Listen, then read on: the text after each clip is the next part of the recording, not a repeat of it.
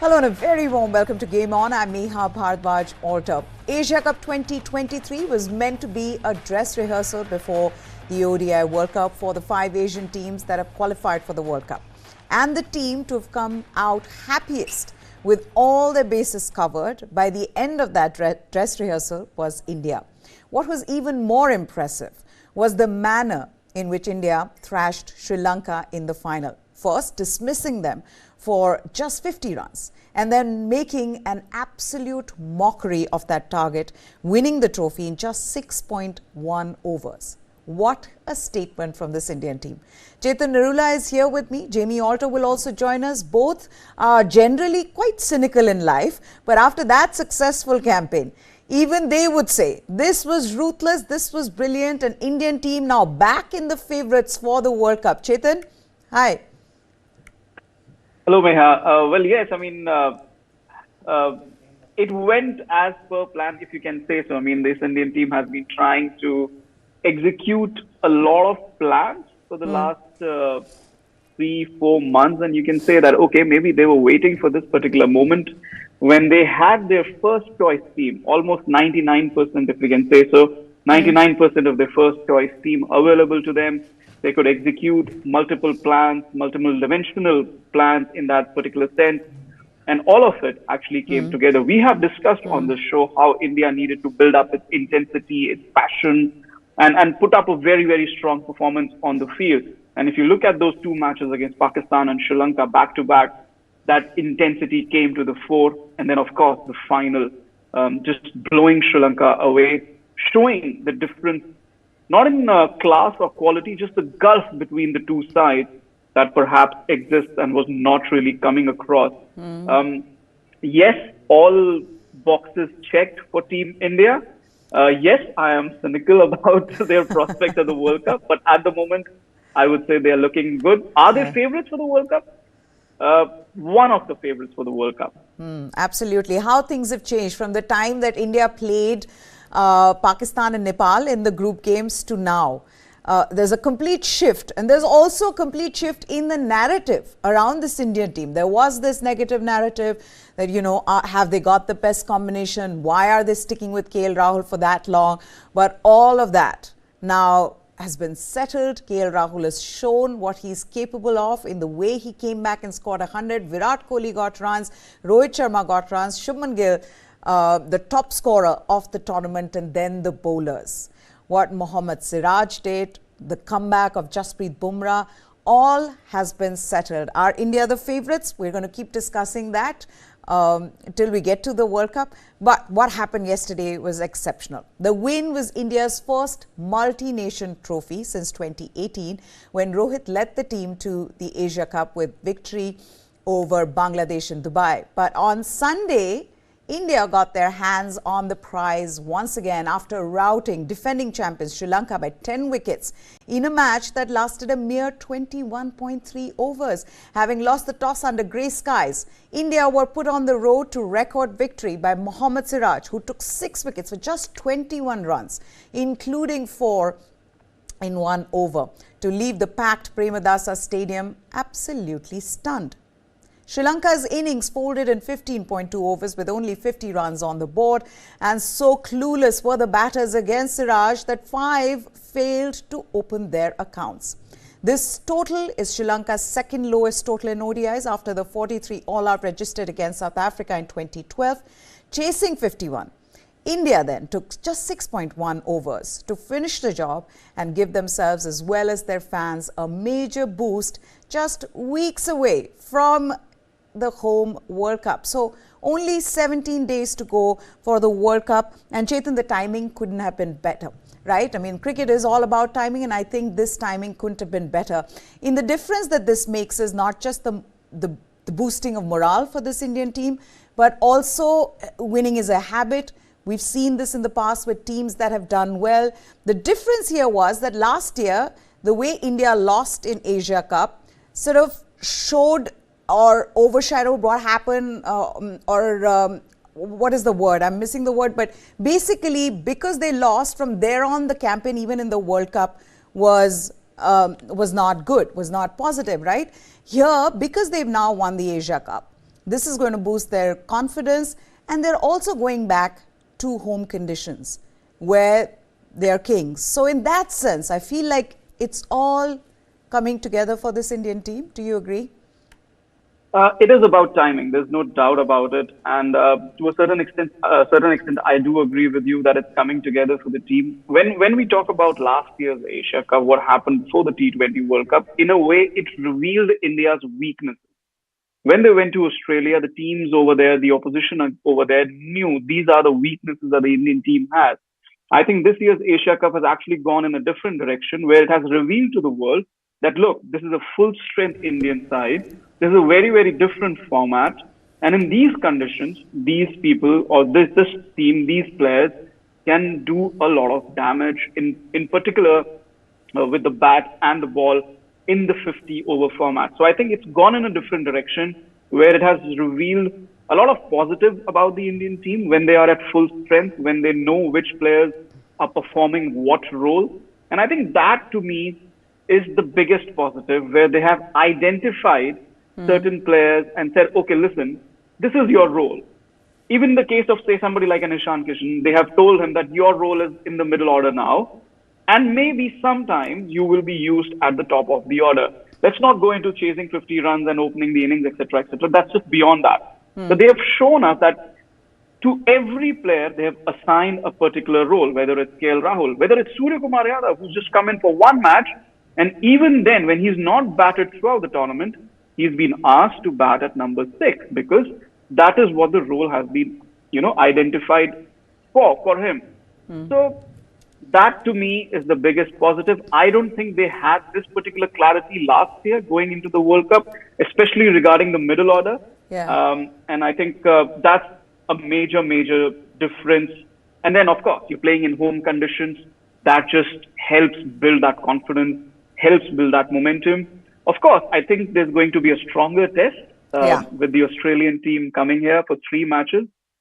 But so far, so good. And I think it's a major, major boost for India winning this Asia Cup. Yeah, I like the cautious tone where you're saying so far so good. Dhire dhire. Let's not get overexcited, and that's probably the right way to go, because that often happens with the Indian fans as well. Suddenly you get very excited, or they get upset when the Indian team's not doing well. But today is a day where you have to just doff your hat to this Indian team because of how well they have played in this Asia Cup. And also, after those 2 group matches, one against Pakistan and the other one against Nepal, how they regrouped. I think credit has to be given to this team as well, because even at that point, you didn't think that, oh my gosh, can this team go ahead and win the Asia Cup? But the way they regrouped and the way they came back, that was phenomenal. And then, of course, the best being the way in which they beat Sri Lanka. How surprised were you? Okay, I'm told Jamie Alto also joins us here. Jamie, how surprised were you by the conditions in the pitch? If we just talk about the final itself, I mean, I thought that was the good decision, right? We all had discussed this, that come on, the team winning the toss should bat first, but the ball was really swerving around in the overcast conditions. How much was it? I mean, of course, Indians, Siraj bowled beautifully, Bumrah bowled beautifully, but Siraj more so.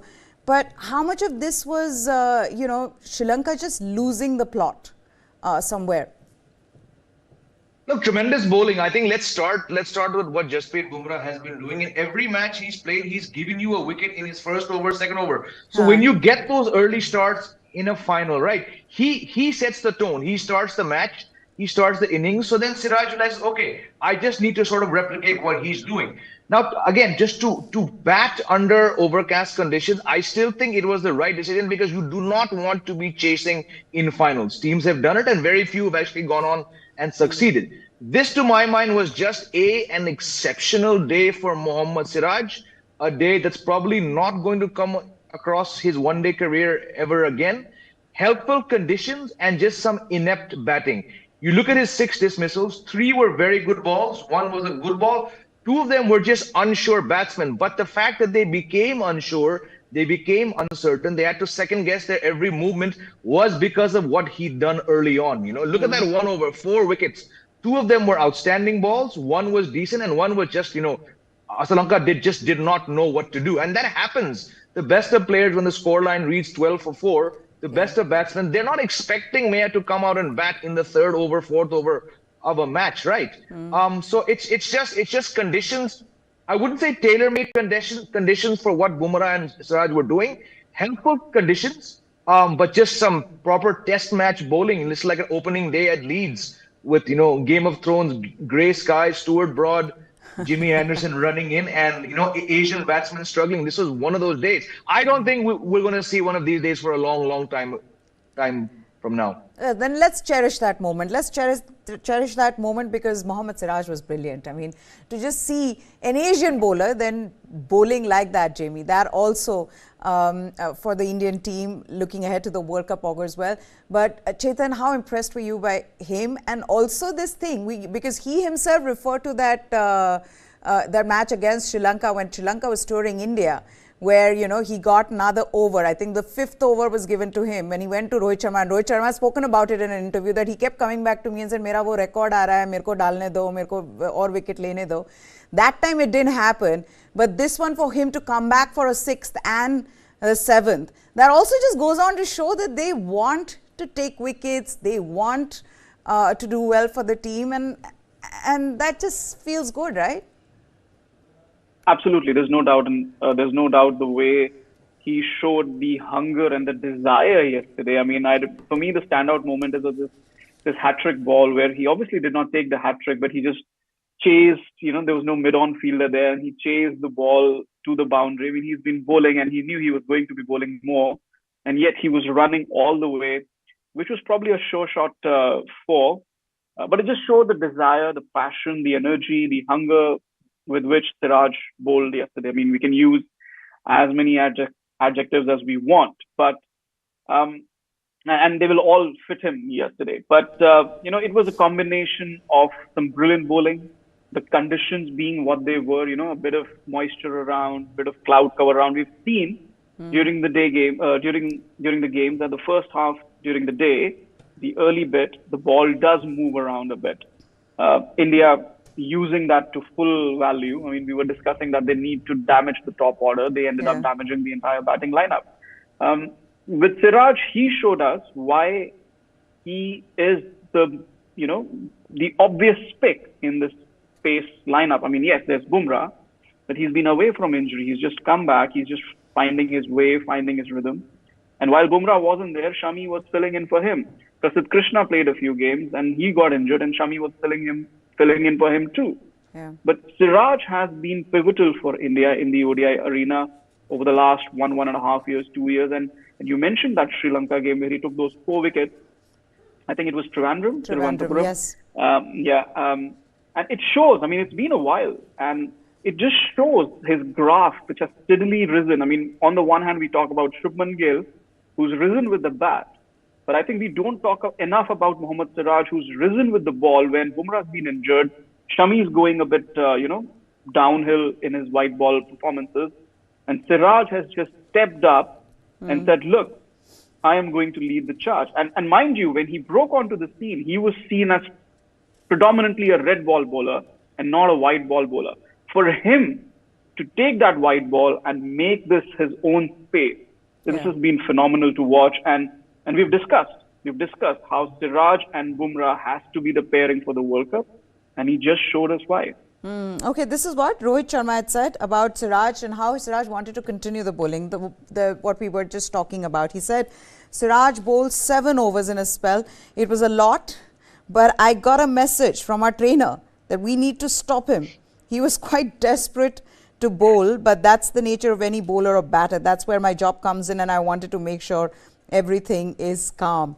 And yes, this is obviously, they're keeping in mind that there is a World Cup, which is going to start in 17 days from now. So let's not make him bowl all those overs. We need him for the World Cup. This is what Mohammad Siraj has to say about his own bowling. And he says, there is no bigger honor.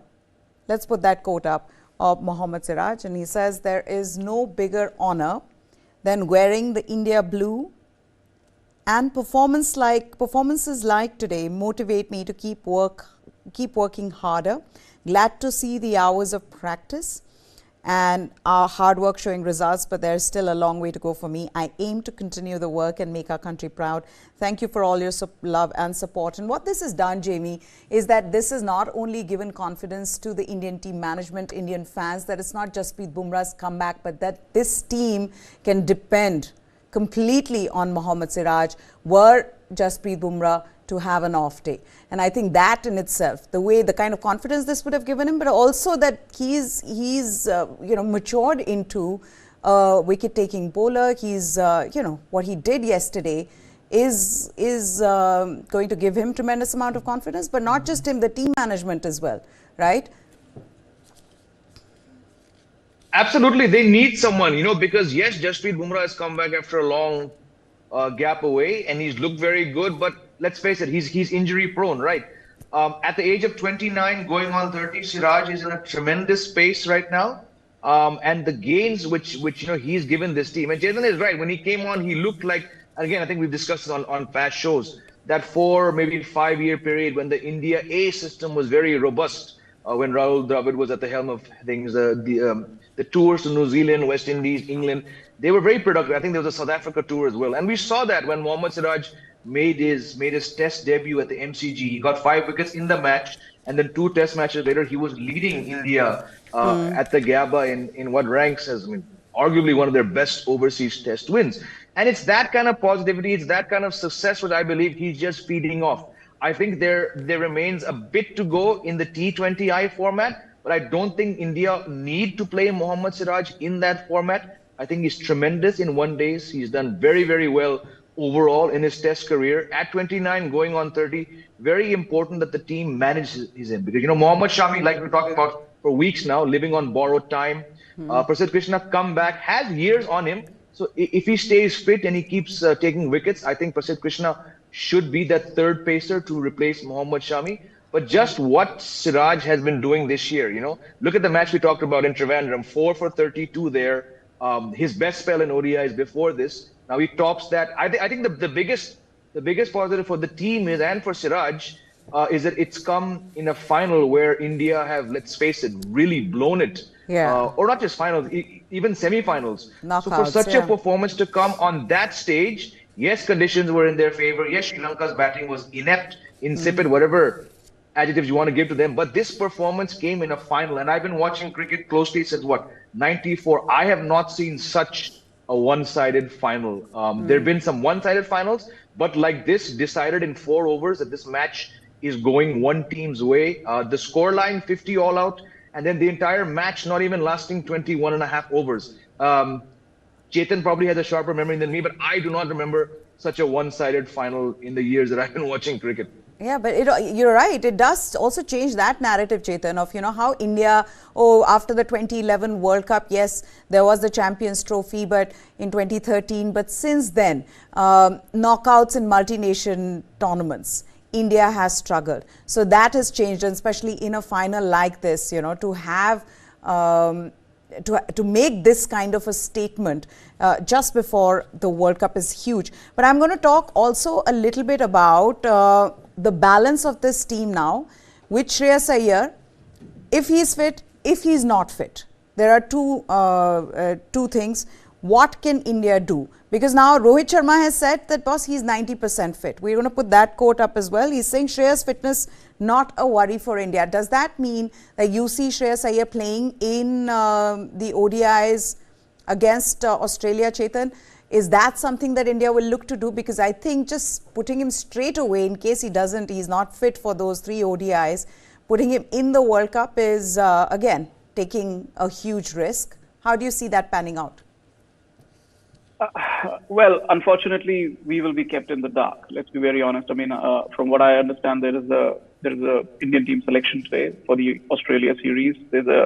I think after 8 p.m. we have the press conference with the chief selector and the captain himself. But when Rohit Sharma comes out and says, okay, you know what, 90% fit, it's already been 6 days since he had that back spasm. Back spasms don't take more than 48 hours to heal up if it's a nothing injury. Mind you, this is a guy who's come back from a back injury, having had surgery. He's been away from cricket. Yes, he looked in good touch in that one game he played. But if he doesn't play the Australia series, then how can he go to the World Cup? You can't take somebody to the World Cup who's not played a single game, or maybe just played one game and looked good for 20 deliveries maybe. And I don't understand. And the thing is, if Shreyas Iyer doesn't make it to the World Cup or breaks down during the World Cup, then what do? Then you put in a half-baked Tilak Verma into the squad, or go back to Sanju Samson, what? And then Suryakumar Yadav is your fallback middle order batsman. So I think it's time for a hard decision, which is what the Indian team hasn't been doing. They've been delaying this fitness issue of both Shreyas Iyer and KL Rahul. KL Rahul, thankfully, he's come out with flying colours. If it were me, I would wrap him in, bubble wrap and not play him in this Australia series, to be honest. There are 2-3 players I wouldn't play in this Australia series, but that's a different topic. But Shreyas Iyer, he has to play the Australia series. He has to prove his form and fitness to go to the World Cup. It would be a grave error to just say, okay, you know what, he's 90% fit. He will be fit. He will score runs. He'll do the job for us. Let him not play the Australia series. We'll still take him to the World Cup. That will be a very, very serious mistake. And the other thing being, Jamie, why this becomes even more important to figure this out is that because you're looking at the replacement and you're wondering who is his replacement. If the replacement is Tilak Verma, then he definitely needs to be given an opportunity in these 3 ODIs, right? It's not somebody who's been playing this format. If it's Suryakumar Yadav, again, you don't know what you want from Suryakumar Yadav. You obviously are confused. If the role for Suryakumar Yadav is at that number 6 position, then how are you seeing that panning out for the Indian team? It is not going to be an easy choice, but I feel like this is the time in this Australia series, before this Australia series, they need to be absolutely sure. Is he fit? Is he going to play the first ODI against Australia? If yes, then yes, keep him. Otherwise, go for the replacement. Yep, exactly. Shades of September 2022, when Jasprit Bumrah was coming back. He was slotted to play 3 matches against Australia, which were being seen as his launch pad to come back in time for the Asia Cup and then for the T20 World Cup, right? He was slotted, but then he did not play that first match. Eyebrows were raised. Has he been rushed back? Played the second match, didn't look good, and then that's it, A tough call has to be taken, and I just fear that they're not in that position, What is, like Chetan just said, what is 90%, right? If it's 90%, that 10%, and I'm going to wager it's probably more like 20%, that's too much of a gap for someone to cover heading into a World Cup. Heading into an Asia Cup, I would personally allow for 10, 15, 20%. Not in a World Cup, because this team needs to win this World Cup, right? Hats off to you for bowling out Sri Lanka for 50 and for finishing that chase in 6.1, 6.2 overs. But there is a World Cup. You just cannot. And like we've been discussing now for several days, in fact, maybe weeks, if Tilak Verma is your player, we saw him. I'm not going to judge him on the basis of one shockingly poor leave on his ODI debut, because he's much better than that. Are you going to throw him into a World Cup without batting time? Are you going to throw Suryakumar Yadav back into number 4? If that's your case, then you're probably better off, in the case of Iyer not playing, then you're better off playing Ishan Kishan at number 4. But that still is not a long-term solution, right? You have just gained so much from these last 2 odd weeks in Sri Lanka. You're looking much better than, frankly, I thought you'd be looking at on Monday, September 18th. You won a fantastic final. But of your 3 potential plus points, 1 is no better than where you were. He faced 9 balls in 1 innings. You cannot base it on 9 balls. Had it been 35 balls, I think we could all agree, okay, that's a good sample size. 9 balls, 14 runs. He looks sublime in those 9 balls, but it's not enough. And if they know that he's even a doubt for 1, maximum 2 of these ODIs, then by all means, today at 8:30, just take that very, very tough call, because it'll be unfair on Iyer, it'll be unfair on Tilak Verma, it'll be unfair on the team. And we're weeks away from a World Cup. So, like Chetan said, harsh call, just take it somehow, if it is a call that needs to be taken soon. Yeah, because I get a feeling now, I don't know if you guys agree, but I get a feeling now that Ishan Kishan is your preferred number 4 at the moment. I feel like he's done enough. So even if Shreyas Iyer comes in, I don't see him playing straight away. But then that's complicated as well. You don't know how that's going to pan out. But That's the way it is. Let's also talk about Kuldeep Yadav, man of the series.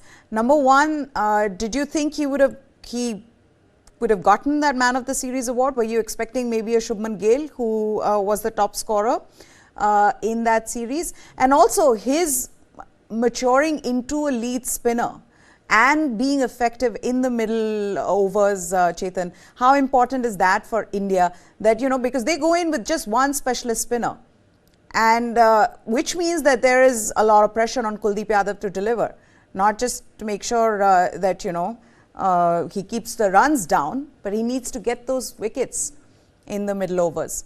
So his performance, what did you make of it? Meha, that phrase that you use, that he needs to get wickets, I think that defines Kuldeep Yadav for me.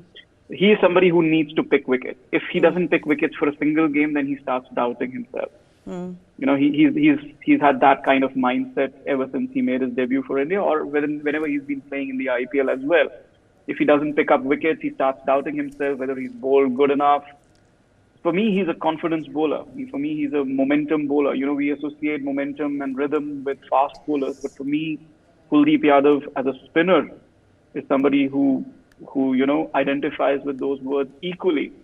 Which is why it was surprising for me when he wasn't picked for the Bangladesh game. Because if there was one bowler I would have liked to see there, it was Kuldeep Yadav. Because keep on bowling. He's been picking wickets. Just keep on doing what you're doing. It's not like he needed to be rested. To his credit, he's worked on his fitness, because now he's able to bring that pivot in a bit more, which is why he's getting a lot of turn and bounce from the wicket. He's getting that, he's floating the ball in the air. So he's getting a lot of spin on it as well. So the fact that he's worked on his fitness has probably, brought him into form much more than he was perhaps at the end of his last stint with India. The problem for me is that, like you said, he's the lead spinner for India. He's played against Nepal, Pakistan, Sri Lanka, and Bangladesh. Oh, sorry, he didn't play against Bangladesh. Nepal wasn't really tested. Sri Lanka, bowled beautifully. Pakistan game again wasn't really tested. For me, the big test for Kuldeep Yadav will come when he plays Australia next, because Australia, they've turned it on against him a few times. He's turned it on against them a few times. So it's an even keel.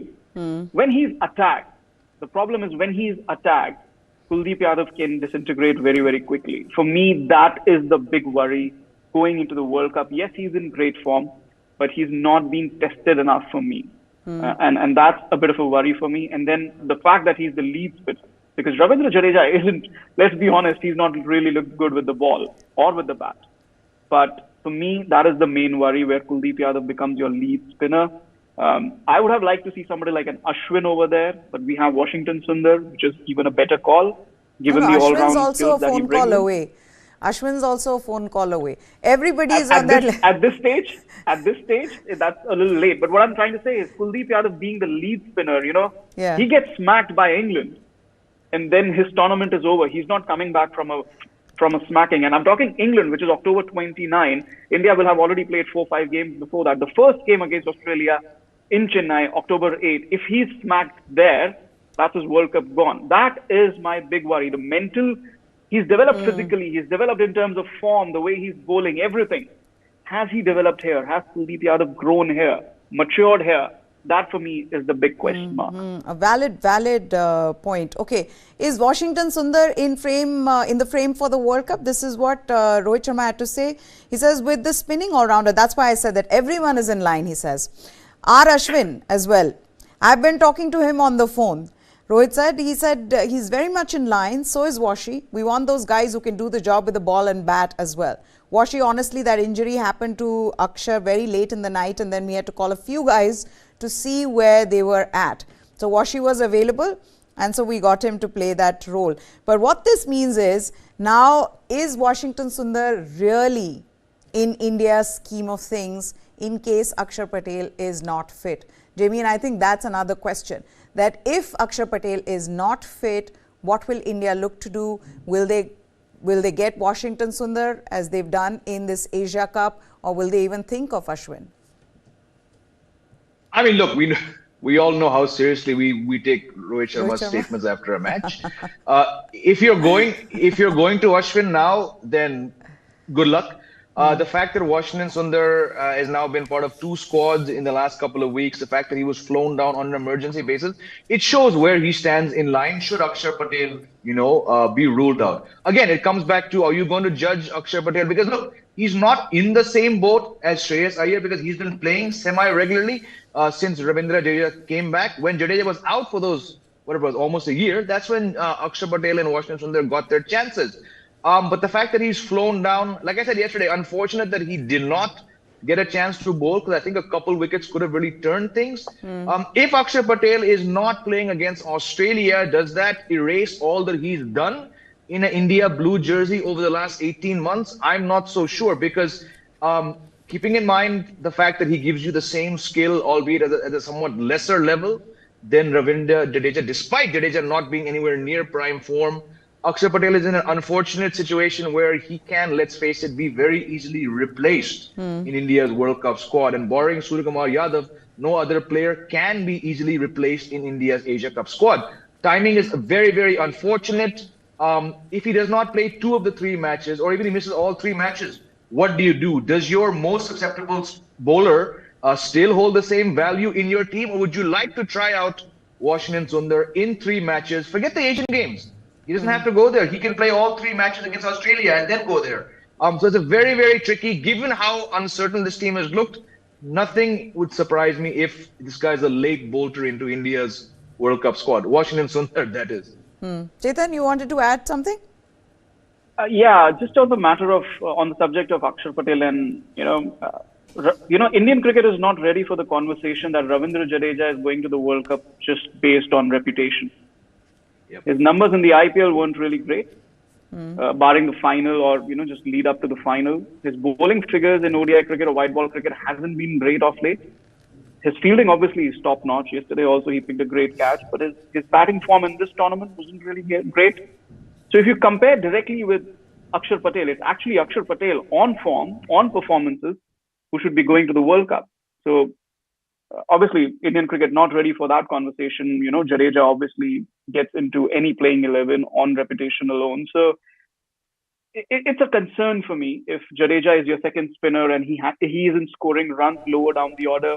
Maybe he's not played enough cricket, which has been the case for some of our top order batsmen as well. So it's a worry for me. I'm actually, the cynical side is coming out now. I'm trying to list down the negatives one by one. I don't want to go too much into detail regarding that, but it is a concern for me regarding Jadeja's form. Currently, if it were to pick on form, I would pick Akshar and Kuldeep Yadav, and then maybe Washington Sundar or Ashwin. But I don't think Indian cricket is ready to make that call. Jimmy, do you agree with Chetan?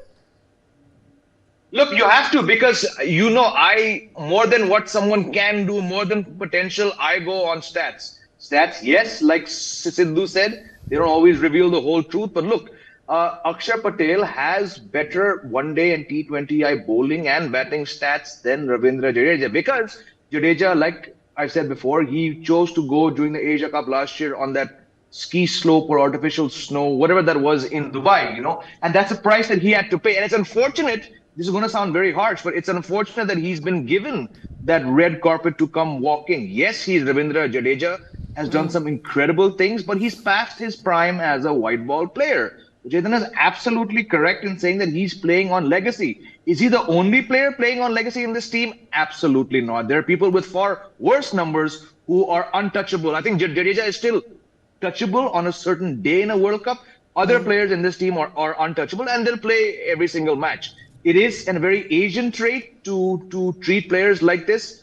So I totally understand why he's playing, but if you're going by cold, hard stats, and more than stats, what those stats have translated to, hands down, Akshar Patel is the better player. But here I have to say that he is, sounds harsh, he is a poorer man's Ravindra Jadeja when he's put in the same 11 or the same 15 as him. And on that very basis, he will always be the second pick when it comes to white ball cricket. So 12 matches, he scored 138 runs, averaging 23 this year. Hasn't done much with the ball as well as I can see. So yeah, Jadeja? 12 matches. Jadeja is batting 12 matches this year, 138 runs. 45 was his highest, averaging 23. Bowling as well, 11 wickets in 12 matches at an average of 29. Yeah, so I don't think that's the kind of change they'll look to do right now come the World Cup. We are too close to the World Cup. They cannot. They'll just stick with this. Maybe the other things can be handled first before they come to this. But okay, this is what again was special, which is Mohammad Siraj. He honored Colombo's real heroes, and I think everybody else did too. I think Virat Kohli talked about how much the groundsman had done in the Asia Cup, and I thought that was very special, Jamie. The fact that, you know, he said that my cash prize will go to the groundsman. It was a nice gesture. And I don't know, I mean, India is the big brother really to Sri Lanka in that sense. So it was a nice sweet little gesture from Siraj saying that यार बारिश की वजह से आधे match नहीं हुए, अब जो हुए इनकी वजह से हुए more than anything else. So we got to see some action because of these groundsmen. Yeah, look, I think barring India, Pakistan 2.0 and the final, there was very little for us to take away. It's not a very important tournament. It's been given important status because it's weeks away from the World Cup, because India have been so up and down with their white ball form. They hadn't won a multi-nation tournament for 5 years. Had India been in a much better situation, we would not have attached so much importance to this tournament. The fact that, you know, the ground staff, despite, I mean, I think it's a very primitive way of doing things in this day and age when the Western world has developed so far. You know, you have retractable roofs, you have better drainage systems, you have better water drying services.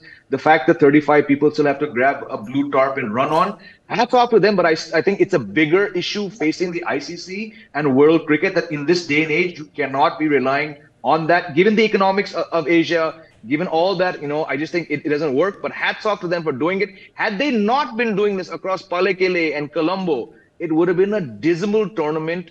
So I'm much more than words, giving your match fee. That's a massive statement and a gesture from Mohammad Siraj, and it just shows what teams, winning teams, in the best of times, they've considered very strongly what those poor fellows had to be doing for the last 3 weeks. So well done, Mohammad Siraj. Yeah, and India got to play those games, and India needed match practice. I mean, if India hadn't completed and played those games, I don't know what we would have done going into the World Cup or the Australia series. Quickly, guys, how worried is Pakistan right now after what has happened, after the way their campaign derailed, Chetan? Very. I think they should be very, very worried. Naseem Shah probably ruled out of the World Cup. Their World Cup hinges on Shaheen Shah Afridi's fitness. Harris Roth, we don't have an update on his fitness. But more than that, what they should be really worried about is who bowls after Shaheen Shah Afridi, because obviously Shah is in there and Harris Roth is in there. As it is, their middle orders were looking really, really bad. They don't have a good enough spinner in their ranks. Babar Azam is the only guy who can score runs consistently for them. For me, you know, as much as India has progressed after the Asia Cup, in my eyes, the top 4 at least easily now, I think Pakistan has regressed that much.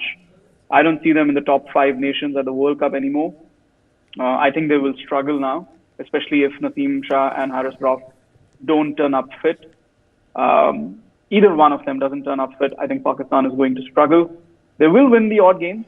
There's no doubt about that. It's Pakistan we're talking about. But can they beat the big boys? Can they beat India? Can they beat Australia? Can they beat England and New Zealand? I seriously have my doubts. I don't see them as a semi-final contender anymore. A week is a long time in cricket, Jamie. I mean, especially when it comes to Pakistan team and Indian team, the things have completely turned.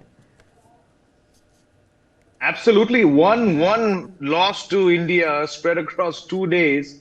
And I mean, things just changed. That was the match where Naseem Shah picked up the niggle. That was the match where Harris Raw picked up the niggle. One of them is ruled out.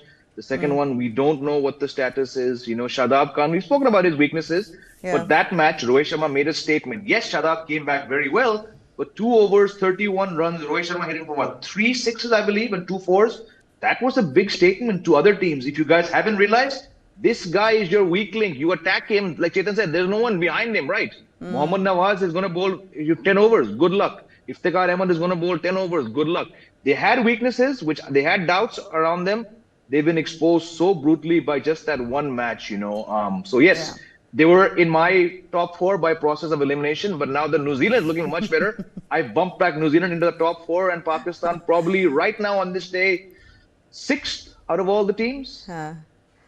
Wait till we get to the 5th of October. Things would have changed by then as well. But thank you so much, Chetan Narula and Jamie Alter, for joining us here. That's it then on this special India are the Asian champions. And of course, the timing, like we've been saying, couldn't have been better. This is a team that is looking good. It's got all the bases covered.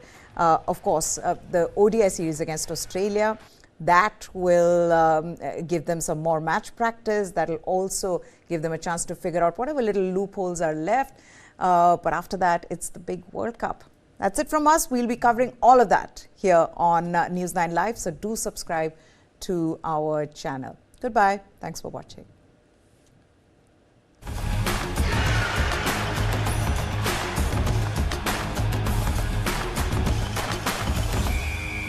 With all this gear, you must be wondering if I'm climbing a mountain. Well, let me give you a wider look of this place. This is Asia's largest mountain of shame. A mountain of waste, almost the height of the Qutub Minar. When you enter capital cities of some of the biggest countries in the world, you don't have 3 garbage mountains waiting to welcome you, depending on whichever side of the city you enter from. The thing is that a lot of times we talk about landfills only when there's a fire at the landfill. You need to understand that a landfill is at fire almost throughout the year. It's only when the firefighters are not able to douse the fire is when it actually catches the nation's attention, the city's attention, or media attention. The towering landfills worsen one of